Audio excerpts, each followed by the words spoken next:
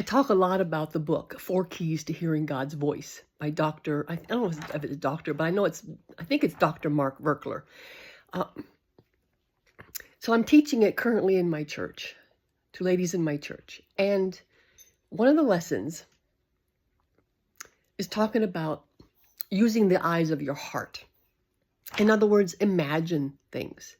Imagine while you're reading his word, don't just read God's word. Imagine, look for vision, see pictures in your mind. Don't you do that when you read storybooks? As you're reading the book, you're picturing things in your mind. God gave you an imagination for a reason. Well, in this particular lesson, and in every lesson in this book, it gives you an assignment, basically a question to ask God, and then quiet yourself and pay attention to what God answers you. And this was the question: Lord, how important is it to use the eyes of my heart? Again, that's use vision, use your imagination. And this is what the Lord said to me.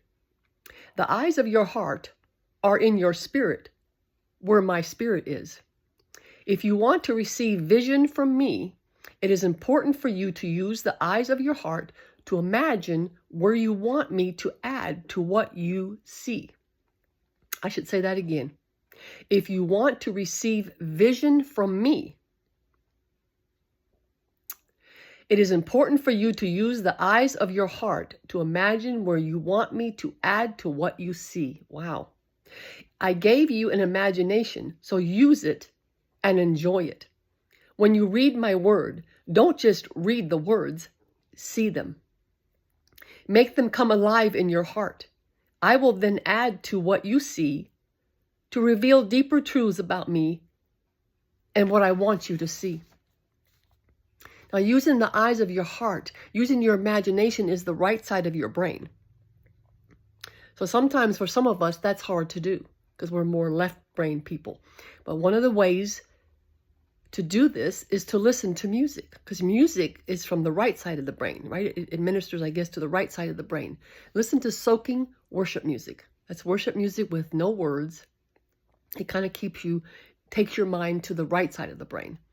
And then just picture, like, let's say you're reading about the woman at the well. Picture the woman at the well. Picture Jesus coming up to her. And just see if this scene comes alive. Because sometimes instead of reading God's word and then he speaks to you about it, if you do this and you use your eyes and you imagine, he might show you things to take you deeper into why he put this in the Bible. Or what truth is he trying to get you to see? So, just to encourage you, God not only can speak to you, he can give you vision. He can give you dreams.